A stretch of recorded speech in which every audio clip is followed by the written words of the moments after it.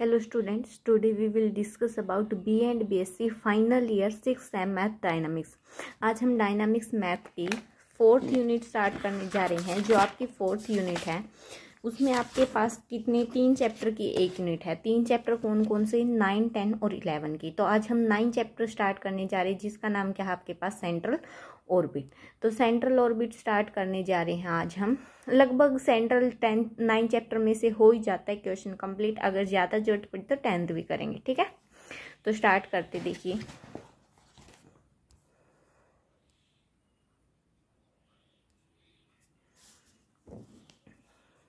सबसे पहले हमारे पास डेफिनेशन आती किसकी, सेंट्रल फोर्स की और सेंट्रल ऑर्बिट की। हमारा चैप्टर का नाम ही क्या है, सेंट्रल ऑर्बिट।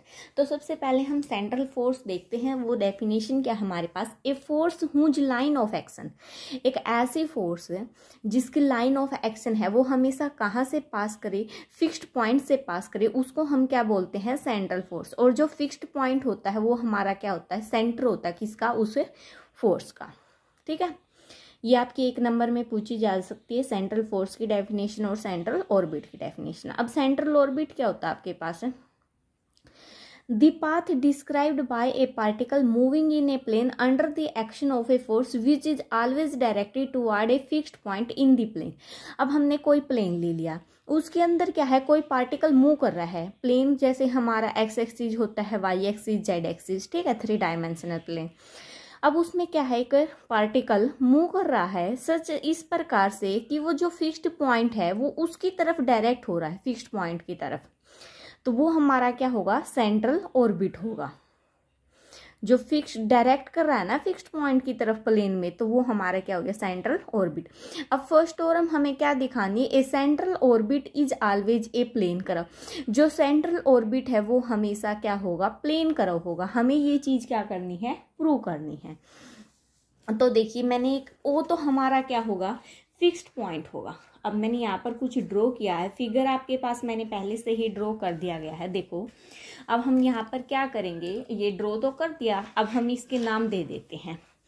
देखो हमने इसको ओ नाम दे दिया। अब यहाँ पर थ्योरी में पता चल जाएगा आपको क्या है, let O be the centre. आपके पास ओ क्या है, सेंटर है, वो भी किसका, सेंट्रल फोर्स का। और आपके पास सेंट्रल फोर्स का जो सेंटर होता है वो क्या होता है, अभी अभी बताया था, फिक्स्ड पॉइंट। जब लाइन कहाँ से पास करे, फिक्स्ड पॉइंट से, और उस पॉइंट को ही हम क्या बोलते हैं, सेंटर ऑफ फोर्स। तो ओ तो हमारे पास क्या हो गया, सेंट्रल फोर्स हो गया, यानी कि ये हमारा ओरिजिन वेक्टर हो जाएगा। जो ओ एक्स है, अब देखो लेट कर लेते हैं, let O X be a fixed line. O X हमारे पास क्या होगी, फिक्स्ड लाइन होगी। डेफिनेशन में भी हमारे पास क्या था, फिक्स्ड लाइन से ही पास कर रहे थे, ठीक है। तो ये होगी हमारे पास क्या, फिक्स्ड लाइन। अब जब ये हमारे पास फिक्स्ड लाइन होगी, जो कि हमने कहाँ से ली है, ओ से, ये हमारी इनिशियल लाइन भी बोल सकते हैं। अब हमने पी कोई भी पोजीशन ऑफ पार्टिकल ले लिया, पी कोई भी पोजीशन ऑफ पार्टिकल ले लिया जो कि मूव करता है central orbit eight any time T, किसी टाइम टी पर मूव करता है, ठीक है। पी हमने क्या लिया है, पोजीशन लिया है किसका, पार्टिकल का, जो एट एनी टाइम टी पर क्या करता है, मूव करता है। तो ओपी वेक्टर को मैंने क्या नाम दे दिया, आर वेक्टर। ये हमारा पोजीशन वेक्टर हो जाएगा।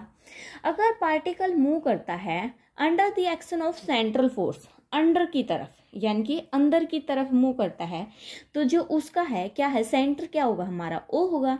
अगर सेंटर ओ हो गया तो only force acting on the part, तो फोर्स ओनली कहाँ पर एक्ट करेगी, पॉइंट पी पर एक्ट करेगी। जब अंडर की तरफ होगा तो फोर्स ओनली पॉइंट पी पर एक्ट करेगी। तो जो लाइन ओपी है उसको हम ओपी को पीओ भी बोल सकते हैं, क्योंकि जो एक्सेलरेशन वेक्टर होता है हमारा वो पैरेलल होगा इसके। आपने वेक्टर कैलकुलस में पढ़ा होगा क्या, d2r vector by D T, क्योंकि टाइम टी लिया है ना, ये आपका पैरेलल होगा किसके, ओपी वेक्टर के। और पैरेलल कोई भी चीज कब होती है, जब उनकी क्रॉस प्रोडक्ट क्या आ जाए, आपके पास 0 आ जाए, यानी कि d2r vector by dt square into OP को हमने क्या लेट किया है, आर वेक्टर, ये हमारा किसके इक्वल आ जाए, 0 वेक्टर के। यानी कि क्रॉस प्रोडक्ट तो हमारे पास तभी होती है ना, सॉरी पैरेलल तो तभी होते हैं ना जब क्रॉस प्रोडक्ट हमारे पास क्या आ जाए, 0 आ जाए। अब मैं क्या करती हूँ, इसमें देखो ये है d2r by dt t square into R vector plus क्या कर दिया मैंने, dr vector by dt cross dr vector by dt equal to 0। कोई फर्क नहीं पड़ेगा क्योंकि क्या होता था, a vector cross a vector आपका किसके इक्वल होता था, 0 के। तो ये भी हमारा क्या होगा, 0 होगा, और इसमें 0 ऐड करेंगे तो कोई फर्क नहीं पड़ेगा। अब यहाँ से हम इसको क्या लिख सकते हैं, d by dt into dr vector by dt cross r vector लिख सकते हैं, इक्वल में 0। अब यहाँ से देखो जो ये वाली चीज है हमारी, ये हमारे पास क्या आ गई, कोई भी कांस्टेंट होगी, क्योंकि कांस्टेंट होगी जब इसका डेरिवेटिव करेंगे तभी तो 0 आएगा ना। तो ये तो हमारी चीज क्या होगी, कांस्टेंट होगी। अगर ये चीज हमारी देखो कांस्टेंट हो गई, अगर ये वाली चीज है, अगर मैं इसको लूँ ये वाली चीज हमारी अगर कांस्टेंट होगी तो हम क्या कर सकते हैं, R vector dot into H vector, कोई अनदर वैक्टर ले लिया, वो क्या होगा हमारा 0 होगा। जहां पर आर वैक्टर है जो हमारा परपेंडिकुलर होगा, मैंने इसको नाम दे दिया एच वैक्टर। तो आर वेक्टर है जो हमारा परपेंडिकुलर होगा किसके, एच वेक्टर के ऊपर, ठीक है। और एच क्या है हमारे पास, कांस्टेंट वेक्टर है। तो जो सेंट्रल ऑर्बिट है यानी कि जो ओपी है वो ऑलवेज क्या होगी, परपेंडिकुलर होगी किसके, फिक्स्ड डायरेक्शन के, hence lie in the plane. और कहाँ पर लाई कर जाएगी, प्लेन पे। ये क्या होगा हमारे पास, ओपी रेडियस वेक्टर हो जाएगा, ठीक है। और फिक्स्ड डायरेक्शन क्या होगी हमारे पास, जो फिक्स्ड लाइन तो हमारी ओ एक्स होगी, और एच हमने क्या लिया, कोई भी कांस्टेंट हो गया। इसके साथ कितने डिग्री का एंगल बना रहा है, 90 डिग्री का। तो हम लास्ट में लिखेंगे hence central orbit is a plane करो। तो सेंट्रल ऑर्बिट हमारे पास क्या होगी, प्लेन करो। अब differential equation of central orbit की 2 फॉर्म गिवन है आपके पास, पोलर फॉर्म और पैडल फॉर्म। अब वो देखते हैं। अब देखिए differential equation of central orbit, आपके पास 2 फॉर्म है, एक पोलर फॉर्म है और एक पैडल फॉर्म है। तो पहले हम पोलर फॉर्म देखते हैं। पोलर फॉर्म में कोऑर्डिनेट हम आर और थीटा लेट करते हैं। तो लेट कर लेते यहाँ से, ओ तो हमारे पास क्या है, ओरिजिन। यहाँ से क्या लेट कर लिया, let O be the origin. अगर O पॉइंट आपका ओरिजिन है, लेट कर लेते हैं फिर further, let at any time t, किसी टाइम t पर द पार्टिकल B, जो पार्टिकल है वो कहाँ पर होगा, पॉइंट P पर, जिसके कोऑर्डिनेट r और थीटा है। क्योंकि पोलर फॉर्म में तो हम r और थीटा लेट करते हैं ना, इसीलिए क्या होंगे हमारे पास r और थीटा। लेट कर लेते हैं small m be the mass of particle. Small m क्या है आपके पास, मास है किसका, पार्टिकल का। और पार्टिकल हमने क्या लिया है, p पॉइंट। और जो कैपिटल F है ये वाला, ये हमारे पास क्या होगा, जो कैपिटल F है, बी द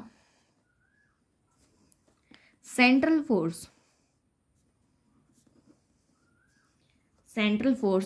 वो भी कैसे, पर यूनिट मास के हिसाब से लिया हमने। ये चीज नोट करने की है, किस हिसाब से, पर यूनिट मास के हिसाब से। तो आपने फर्स्ट चैप्टर में पढ़ा होगा equation of motion perpendicular to transversal acceleration और रेडियल एक्सेलरेशन, 2 तरह की आई थी। तो मैं यहाँ पर डायरेक्ट यूज कर रही हूँ क्या, इक्वेशन ऑफ मोशन परपेंडिकुलर थी किसके, टू ट्रांसवर्स एक्सेलरेशन के। तो आपके पास क्या आई थी, m इंटू 1/r d/dt, और क्या था, r² d/dt इक्वल किसके आया था हमारे पास, 0 के। ये हमारे पास क्या थी, फर्स्ट चैप्टर में हमने किया था, ये इक्वेशन आई थी। अब m को उस साइड लेके जाएंगे तो हमारे पास क्या बचेगा, 1/r d/dt r² d/dt, ये हमारा किसके इक्वल हो जाएगा, 0 के। इसको हम फर्स्ट इक्वेशन का नाम दे देते हैं। ये तो कब आई है इक्वेशन ऑफ मोशन, जब परपेंडिकुलर हो किसके, ट्रांसवर्स एक्सेलरेशन के, ठीक है।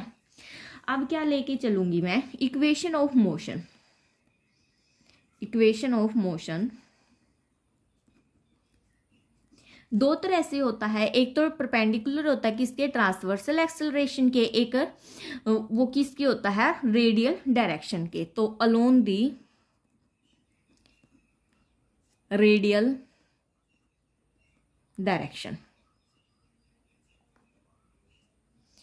अब आपकी इस टाइम पे क्या होती थी, m तो बाहर, अंदर क्या आएगा, d2r by D T square minus में r D theta by D T complete का होल स्क्वेयर इक्वल टू किसके होता है, माइनस ऑफ एम एफ, क्योंकि m क्या हमने लेट किया मास और f क्या लेट किया सेंट्रल फोर्स, तो एम एफ।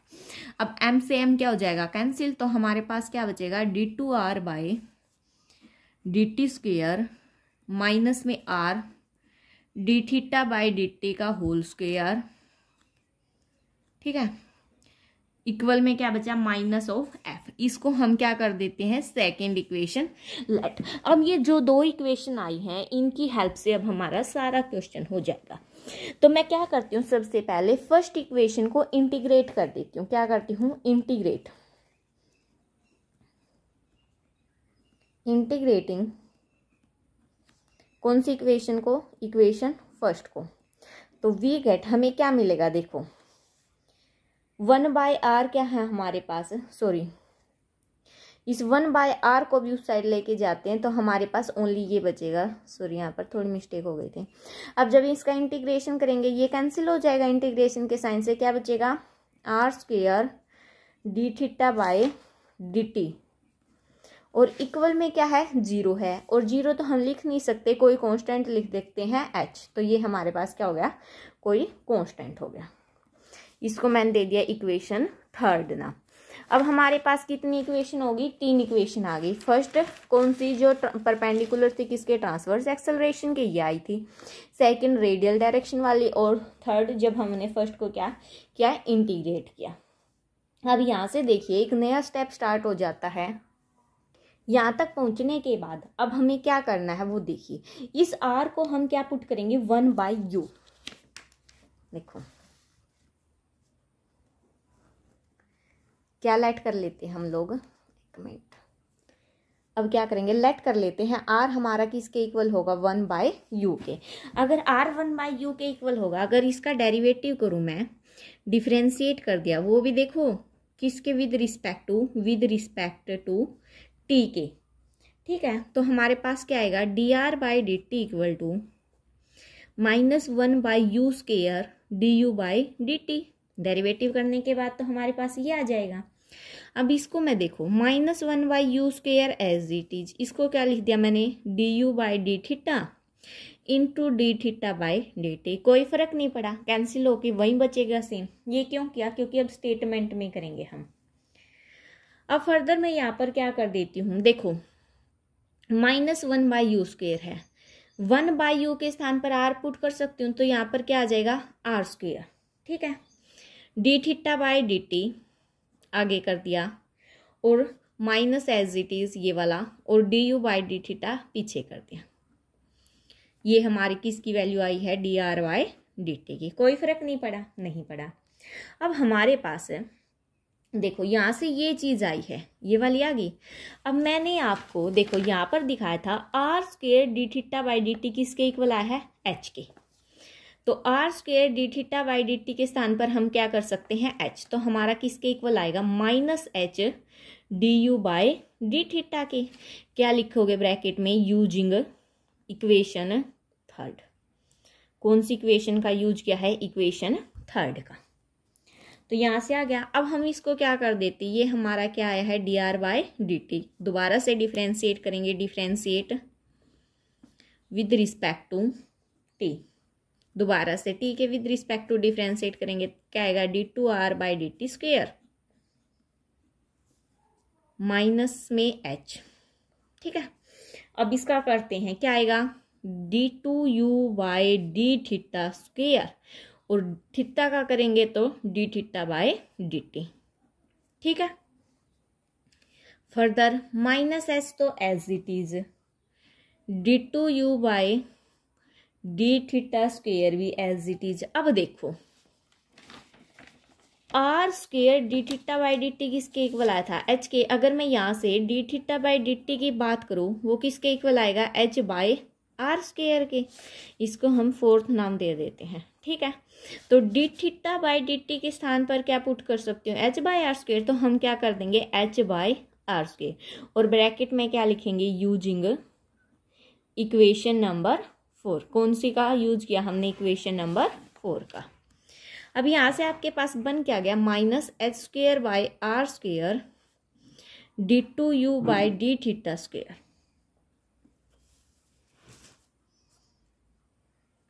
आर स्क्वेयर के स्थान पे यू पुट करेंगे तो क्या बनेगा, minus H square you square D two you by D theta square, और इक्वल में क्या चल रहा है, D two are by D T square. तो ये आ गई हमारे पास वैल्यू। अब इतनी वैल्यू आने के बाद देखो, अब हम सेकंड इक्वेशन का काम करेंगे। हमने तो बस ये निकालना था, हमने क्यों किया, D theta by D T की वैल्यू निकाल दी। वो हमारे पास क्या आ गई, एच बाई आर स्क्वेयर, और D two are by D T की स्क्वेयर की वैल्यू चाहिए थी, वो भी आ गई हमारे पास। अब ये सारी वैल्यू किस में पुट कर देंगे, इक्वेशन सेकंड में, और सोल्व कर देंगे, हमारी इक्वेशन आ जाएगी। तो अब हम क्या कर देंगे, पुट कर देंगे, put the value of d theta by D t and d two are by D T square in equation number second. तो इक्वेशन नंबर सेकेंड में सबसे पहले d two are by D T square कितनी आई है, minus H square you square D two you by D theta square, minus में r d theta by D t का whole square क्या है, एच बाई आर का whole square. तो H by R square का होल स्क्वेयर इक्वल टू कितना है, minus के आर स्क्वेयर को भी मैं यू स्क्वेयर कर देते हैं, चलो, minus H square you square you by D theta square, minus में देखो आर एच स्क्वेयर, यहाँ पर इसको ऊपर लेके जाएंगे आर की पावर 4 यानी कि यू की पावर 4, एक आर से एक आर कैंसिल, कितना बचेगा, आर की पावर 3। आर की पावर 3 बचेगा तो यू की पावर कितना आ जाएगा, 3, ठीक है। और इक्वल में कितना है, माइनस के एफ, माइनस के क्या, H square you square common निकाला तो अंदर क्या बचेगा, D two you by D theta square plus में यू इक्वल टू माइनस के एफ, माइनस से माइनस कैंसिल। तो आपके पास क्या आ गया, देखो, D two you by D theta square plus में यू किसके इक्वल आ गया, एफ बाय में एच स्क्वेयर यू स्क्वेयर। अब लास्ट में लिखोगे क्या, ये इक्वेशन आ गई जो हमारी, मैं नेक्स्ट पेज पे लिख देती हूँ, क्या ही है हमारे पास, d two u by d theta square plus में यू इक्वल टू क्या, एफ बाय एच स्क्वेयर और यू स्क्वेयर। ये आ गई, ये हमारे पास क्या आ गई, डिफरेंशियल इक्वेशन आ गई किसकी, सेंट्रल ऑर्बिट की इन पोलर फॉर्म में। तो हम क्वेश्चन में अब डायरेक्ट इस चीज का यूज करेंगे, ठीक है। तो यहाँ पर हम क्या लिखेंगे, विच इज दी, तो हम क्या लिखेंगे, which is the required differential equation of central orbit. Central orbit की रिक्वायर्ड डिफरेंशियल इक्वेशन आ गई इन किस में, पोलर कोऑर्डिनेट में, जो कि कहाँ से रेफर टू की गई थी, centre of the force as the pole. तो देखो मैं दोबारा से मोटी मोटी रिवाइज करवा देती हूँ। सबसे पहले हमने क्या लिया था, ओ कोई भी ओरिजिन लिया, एट एनी टाइम टी पर पी कोई पार्टिकल था, एम मास था उस पार्टिकल का, और एफ क्या था आपके पास, central force per unit mass. तो आपने फर्स्ट चैप्टर में पढ़ा था equation of motion perpendicular to transverse acceleration और अलोन रेडियल डायरेक्शन। तो वो मैंने यहाँ पे लिख दी, एम 1/r को उस साइड लेके जाएं, 0 बन गया, ये बन गया। अब इसको इंटीग्रेशन किया, जब इसको इंटीग्रेशन करेंगे R square D theta by D T आपका किसके इक्वल आएगा, कांस्टेंट के इक्वल आएगा। ये मैंने यहाँ पर कर रखा है, देखो। अब आर को भी इस साइड लेके गए, ठीक है। रेडियल डायरेक्शन के अलोन क्या आई थी, ये आई थी, तो एम से एम कैंसिल, ये आ गई थी हमारा। अब हमें इस इक्वेशन में इस इक्वेशन की वैल्यू चाहिए, यानी कि d two are by D T square की और d theta by D T की। D theta by D T की तो हमारे पास यहाँ से आ गई। अब हमें चाहिए कि इसकी, इसके लिए हम क्या करेंगे, आर को 1/u पुट किया, आर को क्या पुट किया 1/u, तो इसका डेरिवेटिव किया विद रिस्पेक्ट टू टी, तो आपके पास dr/dt की वैल्यू आ गई। यहाँ से कैसे आई, इक्वेशन थर्ड का यूज करके यहाँ से r² dθ/dt की वैल्यू पुट कर दी। ठीक है, दोबारा से डिफ्रेंशिएट किया तो आपके पास इस चीज़ की वैल्यू आ गई। अब ये भी आ गई और dθ/dt की आ गई, दोनों इक्वेशन नंबर सेकेंड में पुट कर दी, सोल्व किया तो आपके पास क्या आ गई, रिक्वायर्ड डिफरेंशियल इक्वेशन आ गई किसकी, सेंट्रल ऑर्बिट की, किस चीज में, पोलर फॉर्म में। तो ये हम डायरेक्ट फॉर्मूला यूज करेंगे अब किस में, एक्सरसाइज में। अब हम देखते हैं इसी की क्या पैडल फॉर्म।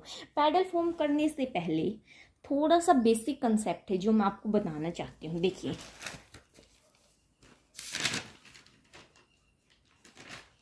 अब मैंने ये आपको पेज पे करवाया, वो पेज पे नहीं करवा रही हूँ। देखो मैंने क्या लिया, एक फिगर लिया, ठीक है, वो आपके पास वही फिक्स्ड पॉइंट है, थीटा एंगल लिया, और आपके पास पी कोई पार्टिकल जा रहा है, और ये आपके पास क्या है, रेडियल है। जब आपके पास ये अलोन करेगी, देखो यहाँ से मैंने क्या ड्रॉ कर दी, टेंजेंट ड्रॉ कर दी एक, तो यहाँ पे एंगल कितना बना फाई, तो यहाँ पे भी कितना बनेगा फाई, ये पॉइंट पी है। अब यहाँ पे ये क्या होगी, परपेंडिकुलर होगी। ठीक है, तो रेडियल में तो आपके पास क्या आता है dr/dt, और ट्रांसवर्सल में क्या आता है r/dθ/dt। ये सारा फर्स्ट चैप्टर में कर चुके हैं। अब यहाँ से देखो ये वेलोसिटी जाएगी, ठीक है, ये तो हमारी क्या होती है, वो जो पार्टिकल की करवसी होती है, ठीक है, इसके ऊपर ये टेंजेंट ड्रॉ की गई है।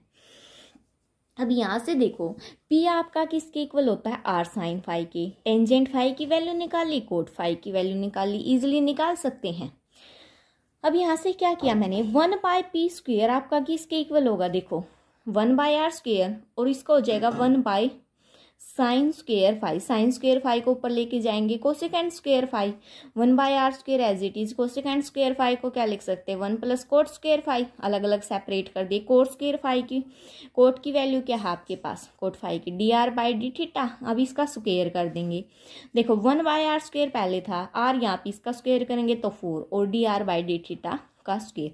अब हम इस पैडल फॉर्म जब निकालेंगे तो इस चीज़ का डायरेक्ट यूज करेंगे, तो ये छोटा सा नोट था जो आपको बताना जरूरी था। अब पैडल फॉर्म देखते हैं। देखिए differential equation of central orbit in pedal form मैंने आपको अभी थोड़ी देर पहले ही जस्ट अभी बताई थी। क्या आई थी आपके पास, 1/p² = 1/r² plus 1/r⁴ dr/dθ का होल स्क्वायर। ये अभी बताई थी मैंने आपको कहाँ से आई। ठीक है, तो p तो आपके पास क्या है, लेंथ ऑफ परपेंडिकुलर, ये रही length of perpendicular from the pole O से to tangent at p। Tangent कौन सी, जो ये p के ऊपर हमने टेंजेंट ड्रॉ की है। देन तो हमारे पास ये इक्वेशन आ गई थी। ठीक है, अब ये इक्वेशन आने के बाद हम क्या करेंगे, सबसे पहले इसमें लेट कर लेते हैं। हमें किस चीज़ की वैल्यू चाहिए, dr/dθ की, लगभग मैं बोल रही हूँ। लेट कर लेते हैं, r हमारा किसके इक्वल होगा, 1/u के। कंप्लीट चैप्टर में दोनों एक्सरसाइज में हम r को हर जगह यही लेट करेंगे, ये चीज़ बस नोट कर लेना। अब डिफरेंशिएट उसमें तो हमने किसके विद रिस्पेक्ट टू किया था, t के, इसमें किसके विद रिस्पेक्ट टू करेंगे, थीटा के। पॉइंट टू बी नोटेड, क्योंकि इसमें t का कहीं प्रयोग नहीं किया अभी तक हमने। तो क्या आएगा, -1/r², सॉरी उसमें हमने r को 1/u पुट किया था ना, इसमें 1/r को क्या पुट कर लेते हैं, u पुट कर लेते हैं। तो -1/r² dr/dθ इक्वल टू क्या आएगा, du/dθ। क्यों पुट किया, क्योंकि हमें dr/dθ की वैल्यू चाहिए। ठीक है, अब क्या करते हैं, इसको हम फर्स्ट नाम दे देते हैं, फ्रॉम इक्वेशन फर्स्ट से, इक्वेशन नंबर फर्स्ट से 1/p² as it is equal to 1/r²। 1/r को u पुट किया तो क्या आ जाएगा, u² प्लस में, देखो माइनस का साइन है, कोई बात नहीं, dr/dθ है, du/dθ है। जब वैल्यू पुट करेंगे क्या बन जाएगा, du/dθ का होल स्क्वायर। इसको अंदर लेके जाएंगे, r 1/r² का बनेगा, स्क्वायर कंप्लीट का स्क्वायर बनेगा, तो ये वैल्यू आ जाएगी। ठीक है, यहाँ तक। अब दोबारा से इसको क्या कर देते हैं, डिफरेंशिएट कर देते हैं विद रिस्पेक्ट टू थीटा। तो क्या आएगा, देखो इसका तो आएगा -2/p³ dp/dθ। ठीक है, इक्वल में 2u du by D theta plus में 2 आगे du by D theta as it is, du by D theta का दोबारा से करेंगे d2u by D theta square. अब दोनों में से क्या कॉमन निकल रहा है, 2 du by D theta common निकल रहा है, तो अंदर क्या बचेगा u plus d2u by D theta square और इक्वल में क्या है -2 by p3 dp by D theta. 2 से 2 तो कैंसिल, तो कितना बच गया आपके पास, देखो कैंसिल होगा। अब देखो यहाँ से मैं आपके पास एक छोटी सी चीज बता रही हूँ, अभी अभी हमने पोलर फॉर्म में की थी, तो du बाई डी थीटा का होल स्क्वायर प्लस में u आपके पास किसके इक्वल आया था, f by H square U square, यानी कि हम इसके स्थान पर क्या कर सकते हैं, f by H square U square. तो देखिए क्या आएगा आपके पास, क्या बचा, -1 by P cube dp by D theta किसके इक्वल आएगा आपके पास, du बाई डी थीटा तो बाहर था, इनटू में क्या आएगा आपके पास f by H square U square, ये चीज आई।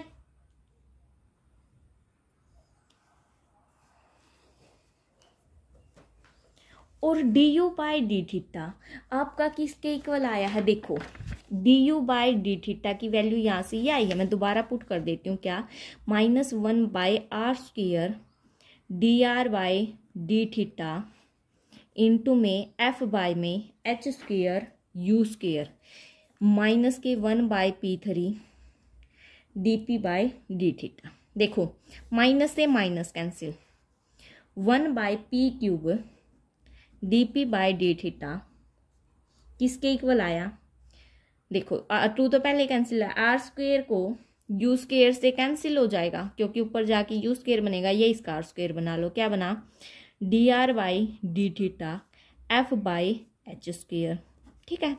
डी थीटा से डी थीटा भी कैंसिल, h को उस साइड लेके जाएंगे तो क्या बनेगा H square by P cube dp equal to क्या बना, इसको भी नीचे ले आते हैं, dr को भी मल्टीप्लाई में इस साइड आके डिवाइड में इक्वल टू f, तो ये बनी हमारे पास, क्या बनी देखो H square by P cube dp by, बस थोड़ी सी स्टेप याद रखने पड़ेंगे आपको, ये हमारी क्या बन गई पैडल फॉर्म बन गई।